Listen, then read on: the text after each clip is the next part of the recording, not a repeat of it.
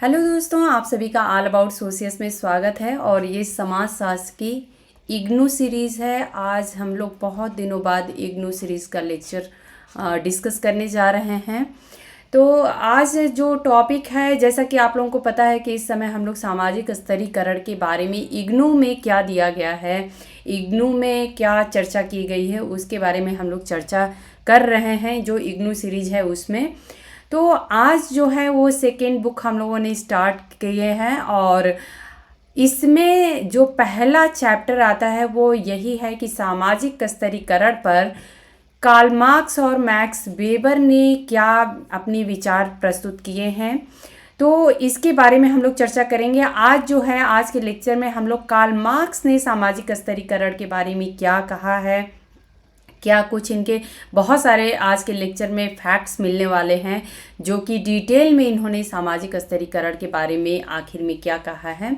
तो इसको हम लोग आज चर्चा करेंगे। तो चलिए हम लोग स्टार्ट करते हैं।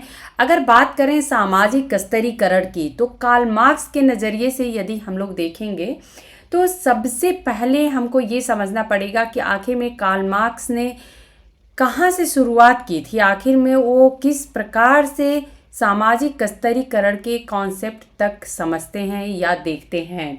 सामाजिक परिवर्तन को समझने और उसकी व्याख्या करने के लिए आप सभी को पता है, हम सभी को पता है कि मार्क्स ने ऐतिहासिक भौतिकवाद का सिद्धांत अपनाया था।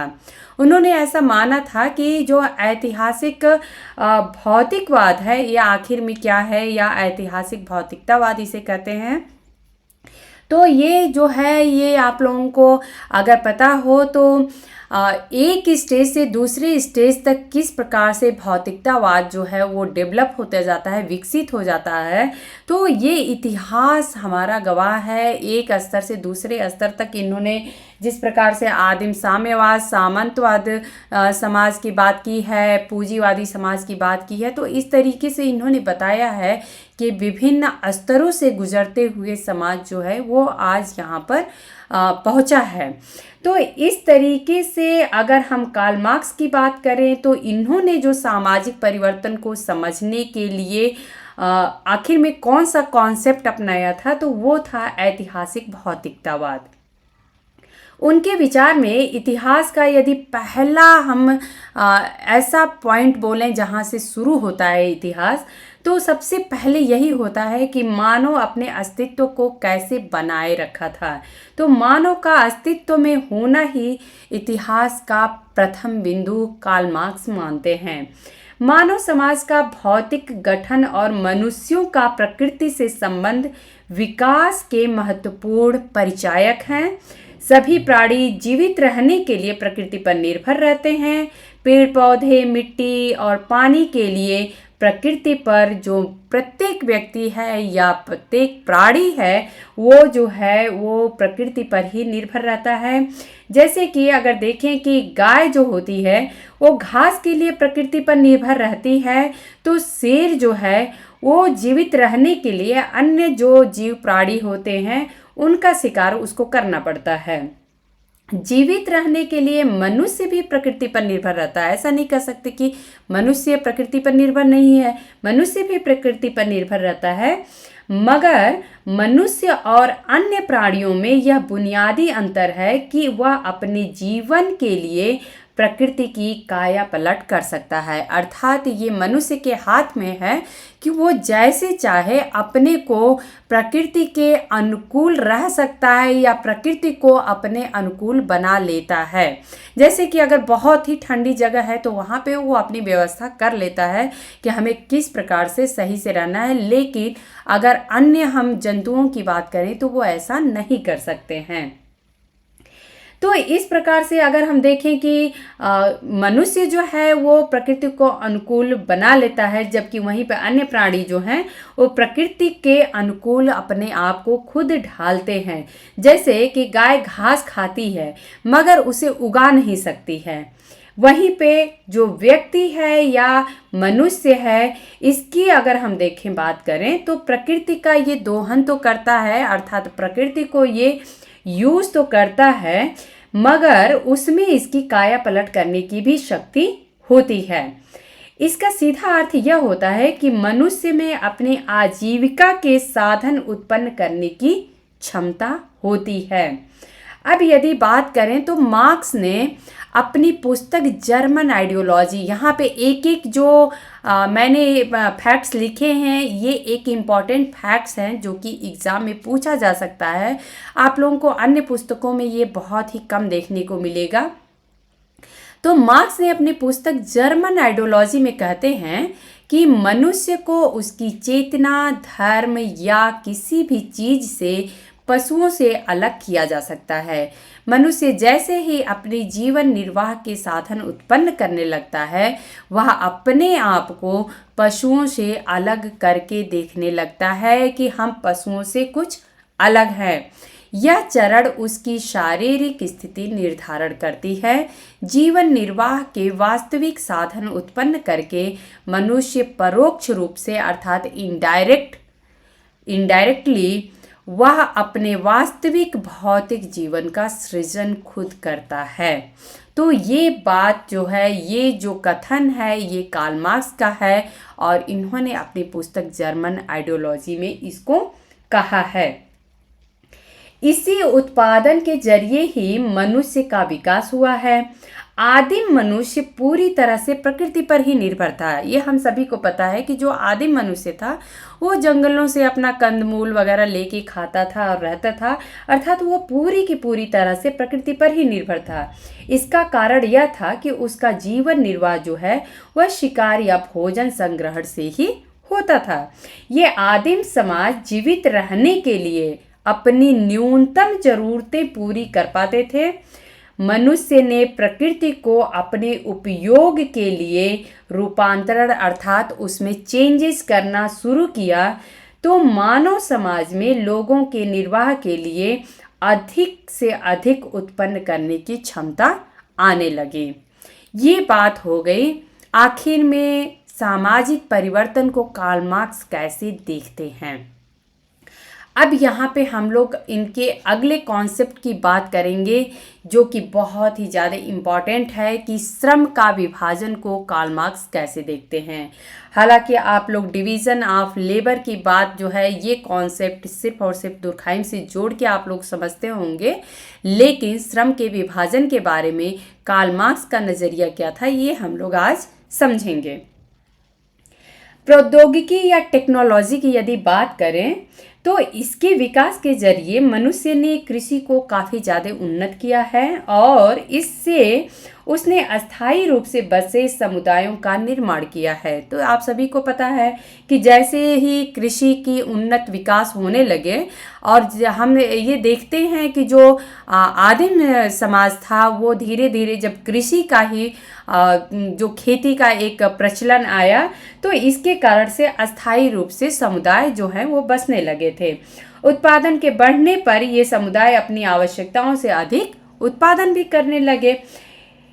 इस उत्पादन के फलस्वरूप उन लोगों का निर्वाह करना संभव हो गया जो भोजन के उत्पादन से जुड़े हुए नहीं थे। तो जो लोग भोजन से डायरेक्टली अर्थात जो लोग कृषि नहीं करते थे, उनका भी जीवन निर्वाह करने का जो तरीका था वो काफ़ी आसान हो गया, क्योंकि ये लोग ज़रूरत से ज़्यादा उत्पादन करने लगे।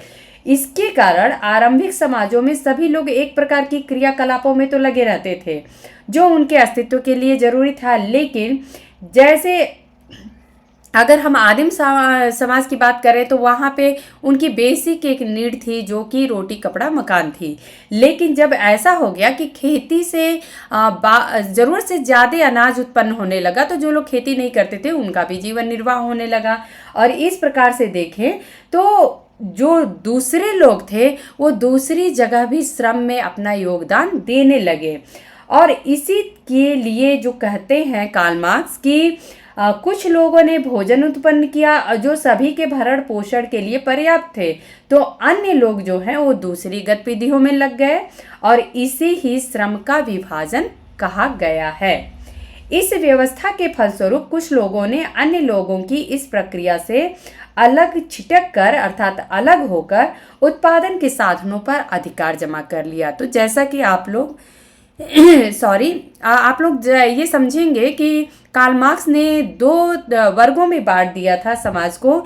एक था सर्वहारा और दूसरा था शासक वर्ग या पूंजीपति वर्ग, या फिर ये बोलेंगे कि एक था शासक वर्ग और दूसरा था शासित वर्ग। तो इस प्रकार से ये बताते हैं कि सॉरी, संपत्ति अभी तक सभी के सामूहिक स्वामित्व में थी और वह चंद लोगों के हाथ में चली गई, जिससे निजी संपत्ति की धारणा उत्पन्न होने लगी, अर्थात निजी संपत्ति की भावना लोगों में आने लगी। इसके बाद सभी लोगों के हित साझे नहीं रहे। जिस तरीके से हमें आदिम समाज में दिखता था वो हमें अब इस समाज में नहीं देखने को मिल रहा था। हितों में अब तरह तरह के अंतर भी आ गए थे, सबके अपने खुद के हित थे। इसके बाद सभी लोगों के हित साझे नहीं रहे। इस प्रकार व्यक्तियों के निजी हित जो हैं वो सामुदायिक हितों से बिल्कुल भिन्न हो गए। मार्क्स कहते हैं कि श्रम का विभाजन और निजी संपत्ति समरूप अभिव्यक्तियां हैं। तो ये कहते हैं कि जो श्रम का विभाजन है और जो निजी संपत्ति है ये लगभग एक ही जैसी मीनिंग निकलती है, इसके एक ही भाव निकलते हैं। इसका निजी और सामूहिक हितों में अंतर विरोध था। तो जो निजी हित है और सामूहिक हित है तो ये नॉर्मल सी बात है कि दोनों में अंतर विरोध देखने को मिलेगा, क्योंकि निजी हित जो है वो पर्सनल लेवल पे निजी हो जाता है और सामूहिक हित सामूहिक हो जाता है। मानव समाज में निजी संपत्ति के फलस्वरूप उत्पन्न होने वाली विषमता से वर्गों का निर्माण होता है। यही वर्ग सामाजिक स्तरीकरण का आधार बनते हैं। तो यहाँ पे आप लोग समझ सकते हैं कि कार्ल मार्क्स किस प्रकार से सामाजिक स्तरीकरण को समझाने का प्रयास कर रहे हैं। सभी स्तरीय समाजों में मोटे तौर पर प्रायः दो समूह मिलते हैं, एक शासक वर्ग और दूसरा शासित वर्ग। इसके फलस्वरूप इन दोनों वर्गों के बीच अपने अपने हितों को लेकर बुनियादी द्वंद्व उत्पन्न हो जाते हैं। अपनी एक अन्य और कृति है जिसका नाम है, आप सभी को पता है, ये book contributions of the critic of political economy. इसमें मार्क्स कहते हैं कि समाज के विभिन्न संस्थाएं जैसे कानूनी और राजनीतिक व्यवस्थाएं, धर्म इत्यादि असल में शासक वर्ग के वर्चस्व का माध्यम है और ये उसके हितों को साधने का काम करती है। तो इस प्रकार से आप लोग यहाँ पे देख सकते हैं कि कार्ल मार्क्स ने शासक वर्ग और शासित वर्ग दो वर्गों में इन्होंने बांट दिया है। यहाँ पे जैसा कि आप लोगों को मैं अगर इमेज दिखाऊं तो श्रम के विभाजन में आप लोग ये देख सकते हैं कि ये वर्किंग क्लास है, इसको ये कुछ मामूली वेजेस अर्थात जो उसका श्रम है वो दिया जाता है और ये जो सारा मुनाफा है वो कैपिटलिस्ट क्लास जो है वो ले लेता है। तो इस प्रकार से उम्मीद है कि इस इमेज से आप लोगों को जो एकदम क्लियर पिक्चर है कार्ल मार्क्स क्या समझाना चाहते हैं वो क्लियर हो गया होगा। अब आखिर में वर्ग का मीनिंग क्या निकलता है, कार्ल मार्क्स ने वर्ग को किस प्रकार से समझाने की कोशिश की है उसको हम लोग यहाँ पे देखेंगे। मार्क्स ने स्तरीकरण के सभी प्रणालियों में दो मुख्य स्तरों के लिए वर्ग शब्द का प्रयोग किया है। तो आखिर में मार्क्स ने सिर्फ दो ही ऐसे स्तर हैं जहाँ पे इन्होंने वर्ग समझा है और जिसमें ये समाज को दो मुख्य सामाजिक समूह में बांटने का प्रयास करते हैं और ये कहते हैं कि एक जो है वो शासक वर्ग है और दूसरा शासित वर्ग है। शासक वर्ग को शक्ति या सत्ताधिकार उत्पादन के साधनों पर अधिकार करने से हासिल होता है। इस तरह अन्य वर्गों के श्रम के फल को हथिया लेने में सक्षम रहता है। कौन? शासक वर्ग जो होता है। इनकी एक बुक है the 18th Brumaire of Louis Bonaparte. ये आप लोगों को कोड जो है और बुक के नेम जो है वो बहुत ज़्यादा इम्पॉर्टेंट है, आप लोग ज़रूर याद रखिएगा। इसमें मार्क्स जो हैं वो वर्ग का वर्णन इस प्रकार करते हैं कि जब लाखों लोग अस्तित्व भर आर्थिक दशा में जी रहे हैं, अर्थात उनका बस अस्तित्व बना हुआ है, सिर्फ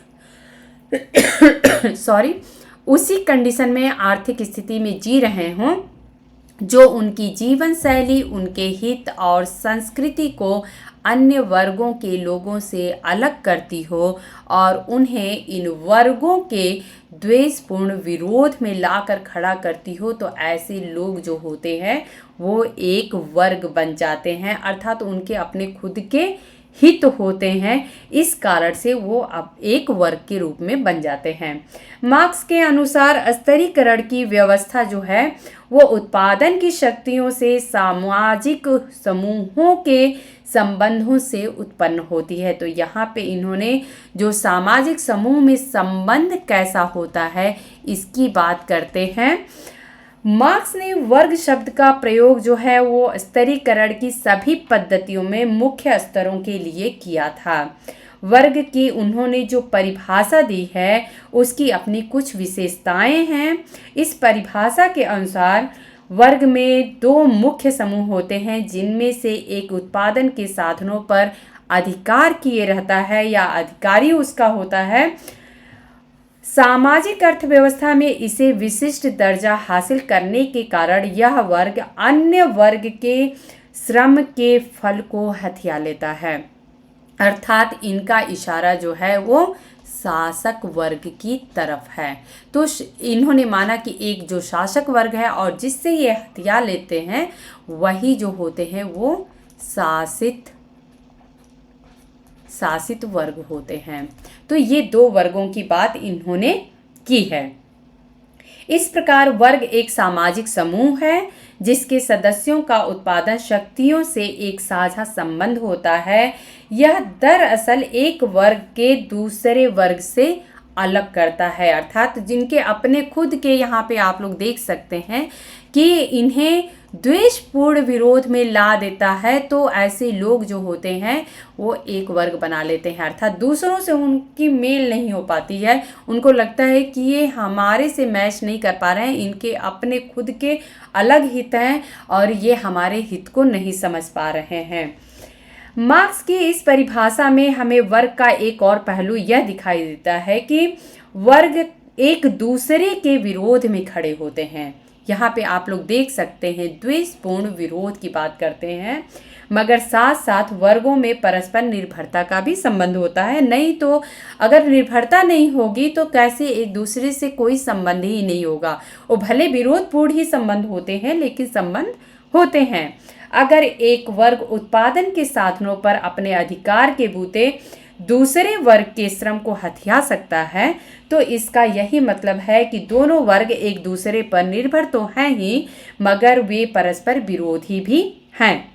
वर्गों के बीच यह संबंध एक परिवर्तनकारी संबंध है, जिसकी जो अगर हम रिजल्टेंट बात करें तो वो सामाजिक परिवर्तन होती है। यही कारण है कि मार्क्स की दृष्टि में वर्ग ही सामाजिक कायापलट की धुरी है। कम्युनिस्ट मैनिफेस्टो में कार्ल मार्क्स लिखते हैं कि अभी तक सभी समाजों का इतिहास जो है वो वर्ग संघर्ष का इतिहास रहा है। तो ये आप सभी को पता है, ये इनका बहुत ही फेमस कोट है। तो अगर दूसरी तरीके से कहें तो जो मानव जाति के इतिहास में वर्गों के संघर्ष के कारण परिवर्तन आते हैं और इसीलिए ये भी कहा जाता है कि वर्ग द्वंद्व जो है वो सामाजिक बदलाव का इंजन है, और यही जो है ये कार्ल मार्क्स के कथन में भी बार बार आता है। अब अगर हम बात करें कि इन्होंने वर्गों के विकास के बारे में क्या कहा है, तो मार्क्स ने, आप सभी को पता है कि कार्ल मार्क्स जो हैं वो पश्चिमी समाजों को या पश्चिमी समाजों का विकास कैसे हुआ है उसको मुख्यतः ये 4 भागों में बांटते हैं: आदिम साम्यवाद, प्राचीन समाज, सामंतवादी समाज और पूंजीवादी समाज। इस प्रकार से इन्होंने 4 वर्गों में इसे बांटा है। यहाँ पे कुछ और भी इनके महत्वपूर्ण कथन है, उसको हम लोग देख लेंगे। The 18th Brumaire of Louis Bonaparte के में ये जो निष्कर्ष है, लास्ट है अर्थात बुक का, इसमें मार्क्स ने वर्ग निर्माण की महत्ता का उल्लेख करते हुए कहते हैं कि एक वर्ग तभी अपने अस्तित्व के प्रति सचेत होता है जब वह अन्य वर्ग से अपने विरोध के प्रति जागरूक हो। यहीं पे दास कैपिटल में कार्ल मार्क्स कहते हैं कि यहाँ पे की रहेगा, अन्य श्रमिकों को उनके हाल पर छोड़ दिया जाए तो हो सकता है कि वे इस बात से अनभिज्ञ रहें कि उनकी वर्गीय हित अन्य वर्ग अर्थात जो पूंजीवादी वर्ग है उसके हितों के प्रतिकूल हो। इन्होंने एक बात और कही है कि पूंजीवादी उत्पादन में उन्नति जो पूंजीवादी उत्पादन होता है इसमें जो उन्नति होती है एक ऐसा श्रमिक वर्ग खड़ा करता है जो अपनी शिक्षा, परंपरा और स्वभाव से उत्पादन की स्थितियों को प्रकृति के स्वयं सिद्ध नियमों के रूप में देखता है। तो यहाँ पे ये कह सकते हैं कि जो मार्क्स हैं उन्होंने ये समझाने की कोशिश की है कि जो शासित वर्ग होता है या श्रमिक वर्ग होता है वो अपनी खुद के ये सोच लेता है कि हमारी किस्मत ऐसी ही है, हमें ऐसे ही रहना है। मार्क्सवादी ढांचे में इस प्रकार हम वर्ग को एक गतिशील परिवर्तनकारी इकाई के रूप में पाते हैं। प्रौद्योगिकी में उन्नति के साथ साथ इसके स्वरूप में भी बदलाव आ सकता है, मगर इसकी रचना का आधार वही रहता है। वर्ग किसी भी समाज में स्तरीकरण पद्धति का मुख्य आधार होता है। वर्ग का सीधा संबंध जो होता है वह हर समाज में प्रचलित उत्पादन प्रक्रिया से है। वर्गीय ढांचे में बदलाव उत्पादन प्रक्रिया में बदलाव लाता ही लाता है और इस प्रकार समाज में स्तरीकरण की व्यवस्था जो है वो उत्पादन संबंधों पे निर्भर होता है। तो ये जो विचार है वो कार्ल मार्क्स के हैं। अपने नेक्स्ट लेक्चर में दोस्तों हम लोग जो 1 मिनट थोड़ा सा और एक कथन इनका रह गया, मैं इसको डिस्कस कर लेती हूँ। द पॉवर्टी ऑफ फिलॉसफी में मार्क्स कहते हैं कि जो श्रमिक वर्ग इस स्थिति में रहता हो कि वह व्यक्तियों का एक समूह मात्र है और अपने आप में सिर्फ एक वर्ग है, जब यह अपने संघर्ष में पूंजीवाद के खिलाफ संगठित हो जाता है तो यह अपने लिए एक वर्ग का स्वरूप धारण कर लेता है जिन हितों की यह रक्षा करता है और वे इस वर्ग के हित बन जाते हैं। तो आप लोगों को अगर इनका कॉन्सेप्ट स्वयं में वर्ग और स्वयं के लिए वर्ग आप लोगों को यदि याद हो तो ये कथन जो है द पॉवर्टी ऑफ फिलॉसफी में कार्ल मार्क्स ने कही है। उम्मीद है दोस्तों कि आप लोगों को आज का जो लेक्चर था वो अच्छे से समझ में आया होगा। कुछ इम्पॉर्टेंट फैक्ट्स भी थे जो कि अन्य किताबों में नहीं देखने को मिलते हैं या बहुत ही रेयर कम देखने को मिलते हैं। हम लोग अपने नेक्स्ट लेक्चर में वेबर के आखिर में मैक्स वेबर ने सामाजिक स्तरीकरण के बारे में अपने क्या विचार प्रस्तुत किए हैं उसके बारे में हम लोग चर्चा करेंगे। तो यदि आप लोगों को मेरे लेक्चर्स मेरे पढ़ाने का तरीका पसंद आता है तो आप लोग लाइक किया करिए, हमें कमेंट करके बताया करिए, अपने दोस्तों में शेयर किया करिए। धन्यवाद।